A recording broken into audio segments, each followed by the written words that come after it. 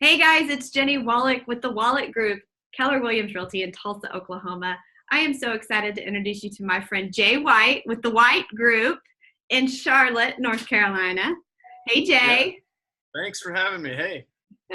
thank you for sharing your agent success secrets. Now, today our topic, you are actually known for lots of different amazing things because I will just admit I saw you on the big screen at family reunion on a video that you didn't even know was being played, Yeah, and that was about profit share. yeah. I've seen you in articles in Outfront magazine recently, and that was about family business, and I've also seen you share a lot when it comes to bold as well. Yeah.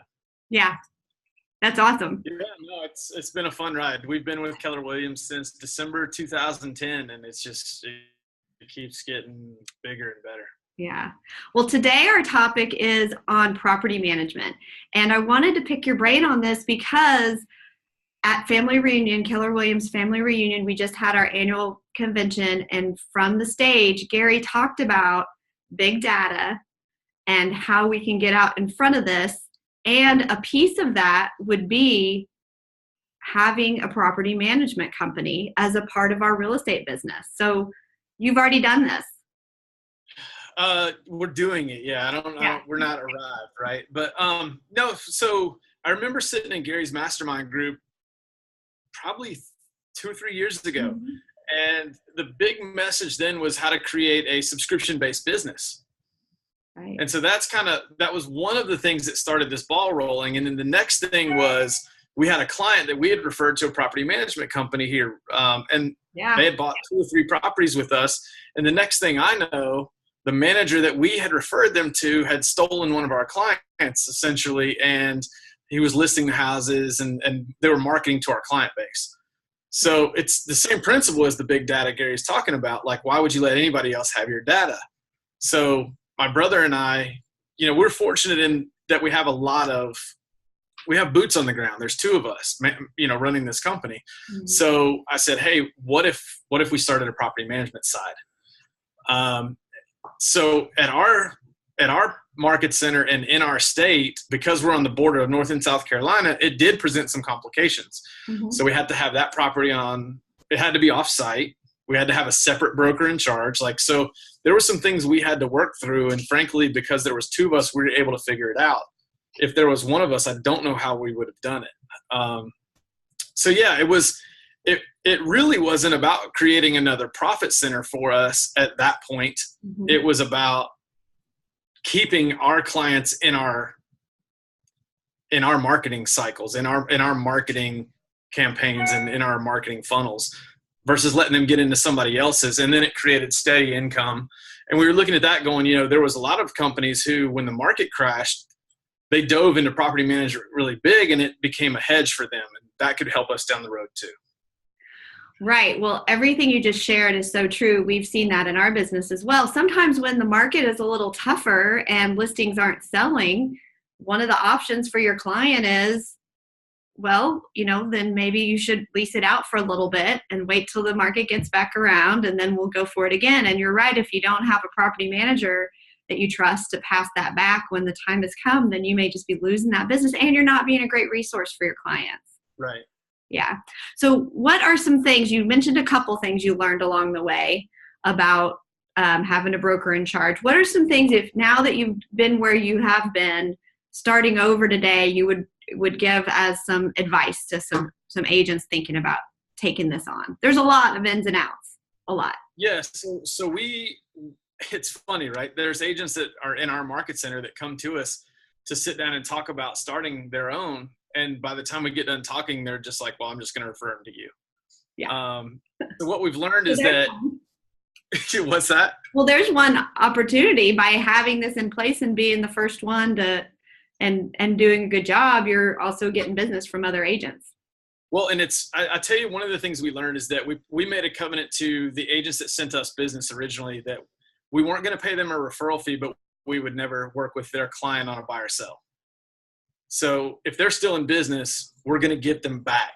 And we actually We actually were fired by a landlord client of ours that wanted us to help them buy a house because they had a bad experience with the agent.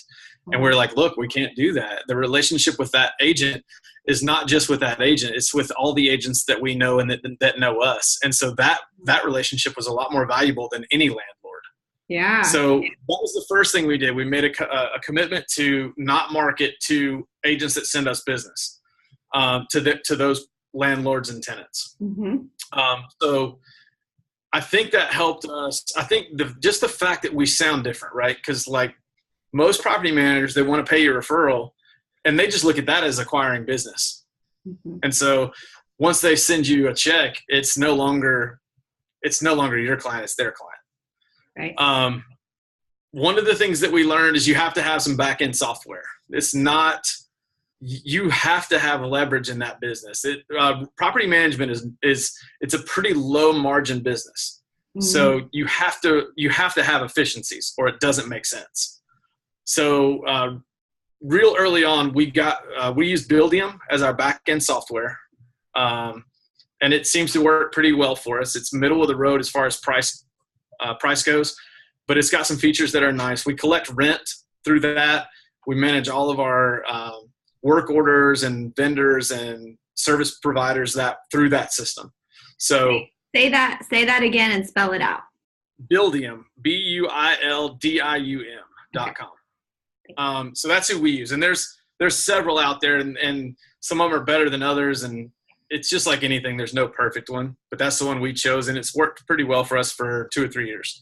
What is that? Does that have a monthly fee attached to that? Yeah, it's internet based and it's based on how many properties you're managing. So it varies in price. And I think we're at the point now where we're actually having to make the consideration on whether we stay with it or go to one that scales bigger, because the cost is starting to get up there for us. So the next thing we learned is that you can start it without a lot of money, but you're not going to make a lot of money for a while.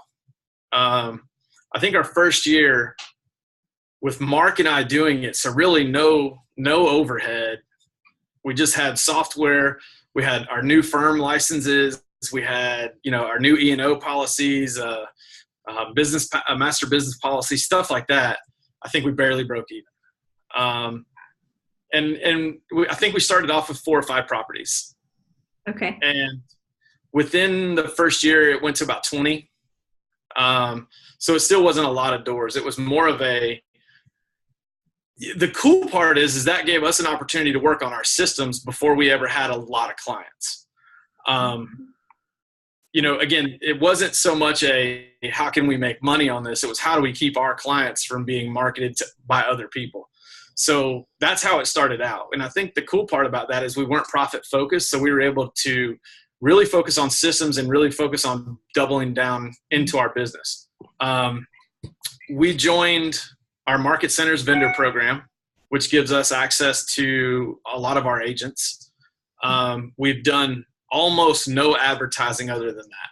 And we're up to about 65 doors now. So it's grown pretty considerably year to year. So we're happy with where it is. Do you have your own now property manager or somebody that runs that division for you? So we actually have a back-end admin that is more or less full-time. She bounces between 30 and 40 hours a week, depending on what we've got going on and how many properties, what season it is. But no, I mean, Mark and I do most of the work. If I'm being really honest, Mark does most of the work with the property management company. It was something that he came to me and said, hey, I'll run it if you can fund it. And so that's kind of the first year. That's the way it worked. So we're 50-50 partners. And, I think Mark's stronger at the operational side of it. I'm stronger at the front end sales marketing side of it. So it fits our personalities anyway. Yeah. Go ahead. So the main thing I'm thinking is who in the world takes all these, middle of the night phone calls or repairs that need to be done? How do you handle all that? Yeah. So, I mean, it's run through our website, run through our back end. We actually don't have 24-hour service. Good. But we're very responsive. We've had, There have been a couple nights when I've been out at 9 o'clock, helping a tenant with something, but it's what we found is it to be pretty. Now I'll say this: we don't manage a lot of low rent properties. Most of our properties I think our average is around $1,000 a door in rent. So I mean, they're good properties, and because they're good properties, they're good tenants. We screen pretty hard on the front end, and I think that's helpful. Our admin is actually picking up the phone and talking to these folks before we're approving them. So we've started building a relationship with them. And it's kind of cool. The other thing that we learned very early on, and I just think this is how our parents raised us, but it's turned into be a big business principle, is we know that we work for the landlords. We're really clear about that, but we treat the tenants really well. Yeah. And because we do that, we have great relationships with them. And if we treat them really well, then they don't turn over as much. So we've got a really low vacancy rate. And because they don't turn over very much, it's a higher return for our landlords. So by taking care of the tenants really well, it's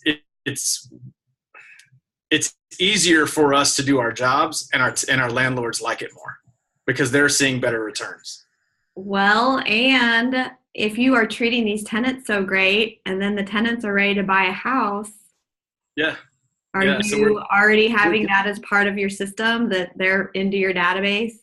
Yeah, we're 2 years into this now. So really where we are right now is at the crux of probably hiring someone to come into our world and sort of manage our investment sales business and our property management side, and having kind of a dual role in that regard, because there's absolutely an opportunity. Now that we've got 60, we're probably turning over 30 to 40 a year, and they're either renting or they're buying. But if we're not having that conversation, they're having it with someone else. Yeah, I love that. Well, so another note I wrote down here is, what's your rent rate that you charge? I mean, do you have a fee and did you do the research in your market to kind of get a competitive rate of how you're going to charge tenants and charge the landlords? Yeah, so we did a little bit of market research. It's kind of funny. I used my house as an example and just started shopping myself out to property management companies, and they would come in and tell me what they would do and how much they would charge. And so I said, that's great. Thank you so much. I'm interviewing multiple property managers. So that's how I did market research. And then Mark went online and found as much as he could find as well. And so I think we're in the middle of the road. We're not the cheapest company in town. We're not the most expensive company in town, but I think we found a really strong niche in the realtor community who understands we've got a pretty great reputation locally among real estate agents. And so we said, hey, we don't need to go spend a lot of money advertising. We just need to have our relationships that are already in place and say, hey, we're managing properties now, and here's our value proposition to you as a realtor. And so they're sending us as many referrals as we can probably handle right now. All right. Well, that was going to be one of my questions, is some agents that are maybe thinking about this, looking into this world, they may not have that agent referral ability that you already have in place. So what would you say would be some ways to market yourselves in your community as the go-to property manager when you've been selling yourself as the number one real estate team, or, Well, I mean, it's funny, right? So now we're just marketing ourselves as full service. We handle it all. We're looking for buyers. We're looking for sellers. We're looking for investors. And then we've recently started talking about investor services. And it's kind of funny because that's the one that everybody goes, what's that mean? And that gives us the conversation and say, well, look, we look at ourselves as a financial planner that happens to be in the real estate space instead of the stock market world. Yeah. So instead of selling you IRAs and 401ks, we're selling real estate, but we're going to sit down with you and determine long-term goals, and then how to use real estate to lessen tax implications and capital gains by using a 1031 exchange and using the self-directed IRA to make retirement purchases. And so it's like they've never heard this from a real estate agent before, and it's really kind of it's caught on really well. Like, we're getting people's attention really well with that kind of a script. So that's something that we just started in the last couple months, talking like that. But what we found is that, our number one referral source in the last couple of networking events that we've done is financial planners. Mm. And so we've got 2 financial planners that we've met in the last 2 weeks that are saying, hey, look, I could use somebody like you with my client base. They're all interested in real estate, but they don't know how to get started. So we're working on setting up an investor seminar with one financial planner with about 20 or 30 high wealth clients. And then we're working with another one on an individual basis. He said, I've got 3 or 4 clients. He told us a horror story about his investment experience in Washington, D.C. 10 years ago. And he's like, I wish you guys were there then. Yeah. So he's scheduling lunch appointments for us with his clients. I am so ashamed to admit this. I am just now diving into the Millionaire Real Estate Investor. Mm-hmm. And what another good tool to share with your financial planners is putting on a seminar and sharing that book. Well, so one of the things that Mark and I have always talked about is we're looking for multipliers. Yeah. So instead of influencers, we're looking for multipliers. So who can I get in front of that can get me in front of 20 to 30 people? Yeah. Not a one-on-one relationship. I mean, we want a one-on-one relationship, but I need 20 or 30 people to find those one-on-one relationships. Yeah. Well, you are adding so much value to all that are in your world. I just love this idea because we're already talking this language anyway. Or should be. Or should be, yeah. Well, where would you recommend somebody go to kind of learn about all this language? You are talking super high level right now for the agents that are newer in the real estate business. Well, so you get them? Yeah, you mentioned the first one. If you haven't read Millionaire Real Estate Investor, that's where you start, right? Mm-hmm. And then once you've read it, you probably need to read it again. And then read Hold and read Flip, because if you're not speaking the language, you're speaking it with someone else. We know this. And so if you can speak it, then, we're using words like return on investment and cap rates and cash on cash. And, we can show them how, if you put your money in the stock market at a 10% return, this is what you're going to get. But if you put money in real estate at a 10% return with 5% appreciation, but you're halfway leveraged, meaning you put 50% down, somebody else is growing the other half of it for you. And that's a different conversation. Because, Gary says all the time, you can't save your way to wealth. You have to invest. And when you start looking at where wealth is created in this country, it's investing in the stock market or it's investing in real estate. And that's really it. Yeah. So we're having those conversations. You got it. Well, what is your goal for this year when it comes to, first off, your real estate business, so we can help you with that, and then also your property management business? So we're looking to close 150 transactions this year. That'll put us in a really great place, about somewhere around the $45 million mark. And then we're looking to grow our property management from about 65 doors to close to 100 doors this year, with the ultimate goal being 500 transactions on the sales side, 500 doors on the property management side. I love that. And I know you're going to achieve all those goals. How are ways that people can send you a referral? So I'm on Kelly on KW Connect. So you can look me up on our artificial intelligence, but you can also just shoot me an email. My email is pretty simple. It's jay@thewhitegroup.com, or you can find us online at thewhitegroup.com. Hey Jay, any systems or tools that you guys use in your property management business that you could share with me that I could then share with everybody else? So in an attempt to be different, what we started doing was approaching landlords and saying, hey, we're going to raise your rent. We're going to market. We pay for ourselves. We're going to probably get you 8 to 10% above market rent, because we're going to use our same vendors that we use for the real estate side, marketing wise.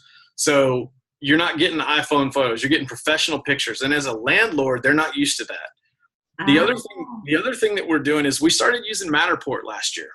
So everybody gets a 3D model. And it's funny because they look at it on the sales side and we're like, that's really cool. We're looking at it on the back end going, when that tenant says, hey, I'm out in 60 days, we can go ahead and put it back online and people can virtually walk through it.